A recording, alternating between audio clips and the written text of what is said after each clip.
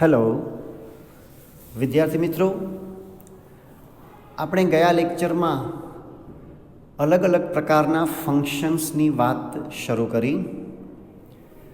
વાક્યમાંથી કેવો ભાવ પ્રગટ થાય છે, કેવો અર્થ નીકળે છે, એને એ વાક્યનું ફંક્શન કહેવાય એવું આપણે સમજ્યા. અલગ અલગ વાક્ય અલગ અલગ પ્રકારનું ફંક્શન સૂચવતું હોય છે, જેમાં describing time, describing place, describing person, showing condition, showing contrast, આ ટાઈપના અલગ અલગ ફંક્શન્સની એક યાદી આપણે ગયા લેક્ચરમાં જોઈ. આજે આપણે એ જે ફંક્શન્સ છે એને વન બાય વન થોડા ડિટેલમાં સમજી અને એના એક્ઝામ્પલ્સ જોવા છે. સૌથી પહેલાં તમારી સ્ક્રીન ઉપર તમને દેખાય છે ફંક્શન્સ 2 એવું લખેલું, મતલબ આજે આપણે પાર્ટ 2ની ચર્ચા કરવાના છીએ. સ્ક્રીન ઉપર આગળ જુઓ, ટાઈમ એવું લખેલું છે. હવે એ જે ટાઈમ છે એ આપણે, તમને યાદ હોય તો ગયા લેક્ચરમાં જે ફંક્શન્સની યાદી આપી એમાં સૌથી પહેલાં ટાઈમના અલગ અલગ પ્રકારના ફંક્શન્સની વાત કરી હતી. Describing time, specifying time, duration of time, એ ટાઈપનું જે હતું એને આપણે જરા વન બાય વન સમજીએ. શું લખેલું છે જો, પહેલાં સૌથી પહેલાં સ્પેસિફાઈંગ ટાઈમ. સ્પેસિફાઈંગ ટાઈમ નામનું ફંક્શન છે એ ક્યારે કહી શકાય? વાંચો બરાબર સમજૂતી શું લખેલી છે. જો વાક્યમાં દર્શાવાયેલી ક્રિયા ક્યારે થાય છે તે વાક્યમાં દર્શાવેલું હોય તો તે વાક્યનું ફંક્શન સ્પેસિફાઈંગ ટાઈમ છે તેમ કહી શકાય. જે કોઈ વાક્ય આપણે બોલીએ કે લખીએ એની અંદર જે ક્રિયા થતી હોય એ ક્રિયા ક્યારે થઈ અથવા તો ક્યારે થશે કે ક્યારે થાય છે એનો જો તમને ચોક્કસ સમય આપેલો હોય, પછી એ સમય 8 o'clock કે 9 o'clock કે 5 o'clock એવી જ રીતે આપેલો હોય એવું જરૂરી નથી. ઇન ધ મોર્નિંગ કે ઇન ધ ઇવનિંગ એવું પણ આપેલું હોઈ શકે, તો એ પણ એક પ્રકારનો સમય જ દર્શાવ્યો કહેવાય. જો આ રીતે ક્રિયા ક્યારે થાય છે એ ચોક્કસ સમય તમને આપી દેવામાં આવે તો એ તમે સમયને સ્પેસિફાઈ કર્યો કહેવાય. મતલબ આ વાક્યનું ફંક્શન સ્પેસિફાઈંગ ટાઈમ છે એવું કહી શકાય. જોઈએ એના એક્ઝામ્પલ્સ શું છે. We started the program at 5 PM. અમે પ્રોગ્રામ તો શરૂ કર્યો, પણ એ પ્રોગ્રામ કેટલા વાગે શરૂ કર્યો, મતલબ શરૂ કરવાની ક્રિયા કેટલા વાગે થઈ, તો એનો ટાઈમ તમે સ્પેસિફાઈ કરીને કહો છો કે એ 5 વાગે શરૂ થઈ, પ્રોગ્રામ 5 વાગે શરૂ થયો. તો આ વાક્યનું ફંક્શન છે એ સ્પેસિફાઈંગ ટાઈમ એવું ફંક્શન છે. Second example, she visits this temple in the evening every day. આપણે એવું કહીએ કે she visits this temple every day, એટલે સામેની વ્યક્તિ કદાચ આપણને એમ પૂછે કે ઓકે બરાબર છે, એવરી ડે વિઝિટ તો કરે છે, પણ એનો કોઈ ચોક્કસ સમય હોય તો સમય સ્પેસિફાઈ કરો. એટલે આપણે સમય સ્પેસિફાઈ કરી અને એવું કહ્યું કે in the evening every day. તો ઇન ધ ઇવનિંગ છે એ સમય સ્પેસિફાઈ સૂચવતો શબ્દ છે, એટલા માટે આનું ફંક્શન છે એ સ્પેસિફાઈંગ ટાઈમ કહી શકાય. Mister Vyas will go to his office at 10 AM. અહીંયા પણ ઓફિસે જવાની ક્રિયાનો સમય 10 વાગ્યાનો છે એ ટાઈમ સ્પેસિફાઈ કરે છે, એટલે સ્પેસિફાઈંગ ટાઈમ એવું ફંક્શન છે. ટાઈમમાં જ બીજો એક પ્રકાર, હવે પીરિયડ અથવા તો ડ્યુરેશન ઓફ ટાઈમ. પીરિયડ મતલબ કે ગાળો, ડ્યુરેશન મતલબ પણ સમયનો ગાળો. એમાં સમજૂતીમાં શું છે જુઓ, જો વાક્યમાં દર્શાવાયેલી ક્રિયાનો સમયગાળો વાક્યમાં દર્શાવેલો હોય તો તે વાક્ય પીરિયડ અથવા તો ડ્યુરેશન ઓફ ટાઈમ ફંક્શન સૂચવે છે. વાક્યમાં જે ક્રિયા હોય એનો સમયગાળો મતલબ એ ક્રિયા ક્યાંથી ક્યાં સુધી થઈ, ક્યારથી ક્યાં સુધી થઈ, કયા સમયે શરૂ થઈ અને કયા સમયે પૂરી થઈ, અથવા તો કેટલા સમયથી એ ક્રિયા થાય છે કે થશે, એવું જ્યારે બતાવવું હોય ત્યારે એ જે વાક્ય હોય એનું ફંક્શન ડ્યુરેશન ઓફ ટાઈમ અથવા તો પીરિયડ ઓફ ટાઈમ કહી શકાય. જોઈએ એક્ઝામ્પલ્સ શું છે.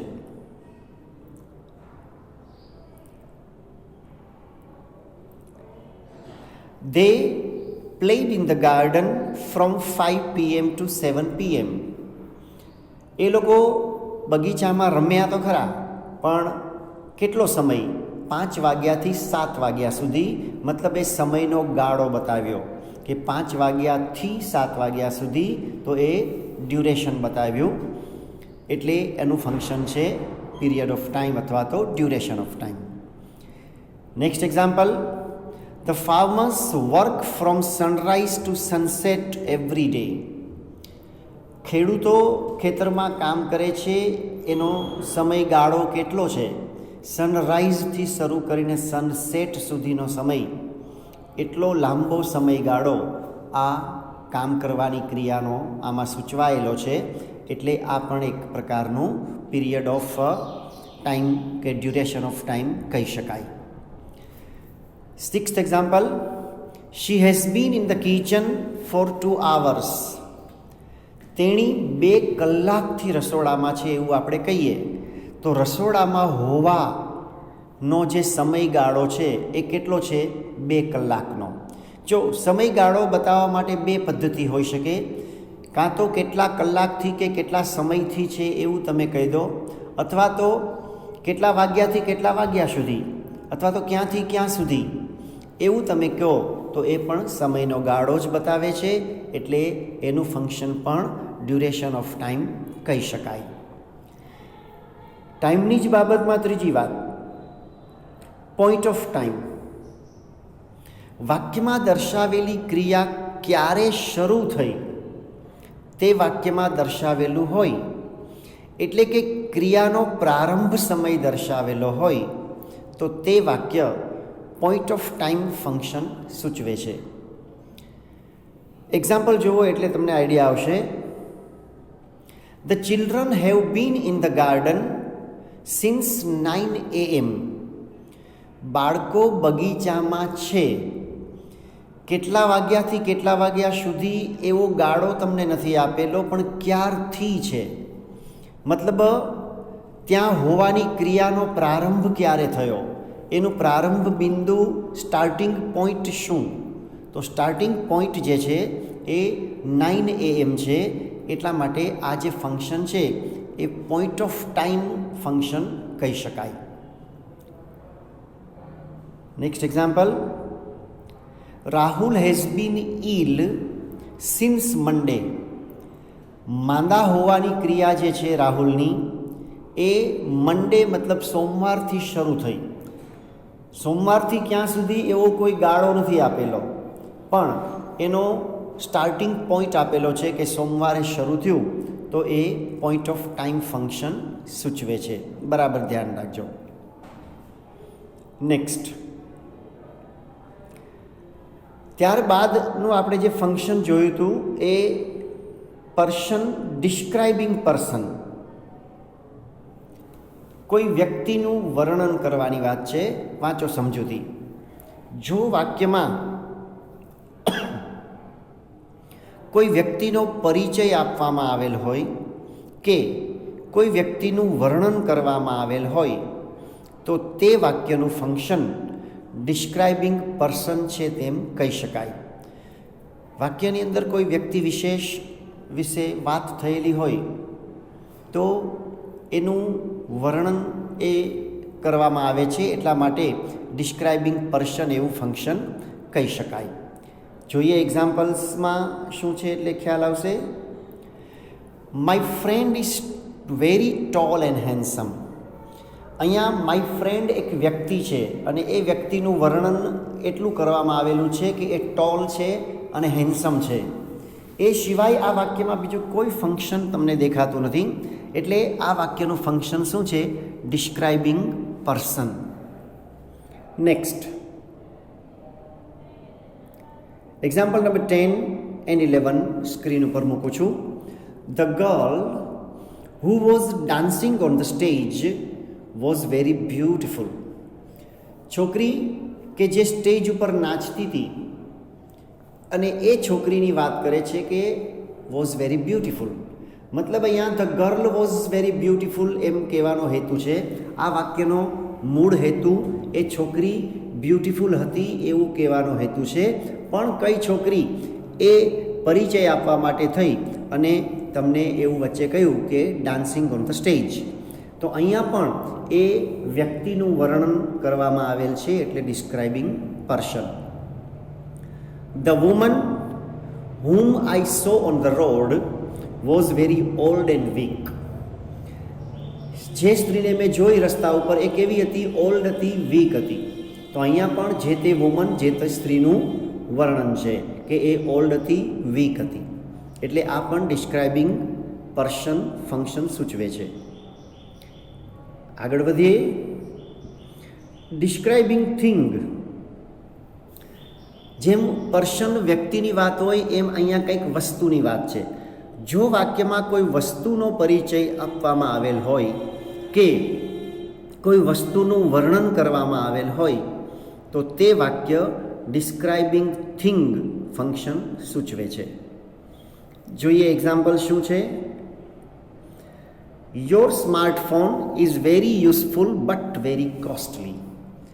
અહીંયા એક વસ્તુ છે સ્માર્ટફોન, અને એ સ્માર્ટફોનનું વર્ણન છે કે એ સ્માર્ટફોન જે છે એ યુઝફુલ ઘણો બધો ઉપયોગી છે, પણ એ કોસ્ટલી પણ છે. તમારો સ્માર્ટફોન જે છે, પર્ટિક્યુલરલી તમારો સ્માર્ટફોન, એનું આમાં વર્ણન છે કે એ યુઝફુલ છે અને કોસ્ટલી પણ છે. એટલે આ ડિસ્ક્રાઇબિંગ થિંગની વાત આવી. Next example. The table which was in the corner was very big and strong.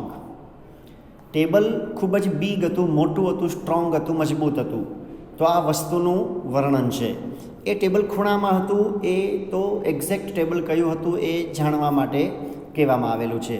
પણ અહીંયા મુખ્યત્વે હેતુ શું છે? મુખ્યત્વે આ વાક્યનું ફંક્શન શું છે? તો ટેબલનું વર્ણન કરવાનું. નેક્સ્ટ. ઓકે ફ્રેન્ડ્સ, આજના લેક્ચરમાં આપણે માત્ર ડિસ્ક્રાઇબિંગ ટાઈમ, પર્સન અને થિંગ આ 3 ફંક્શન્સની ચર્ચા કરવી છે. તમે આ 3 ફંક્શન્સને બરાબર સમજી જાઓ. નેક્સ્ટ લેક્ચરમાં આપણે બીજા ફંક્શન્સને ડિટેલમાં જોશું. ત્યાં સુધી આનો બરાબર અભ્યાસ કરો. Good bye, stay safe.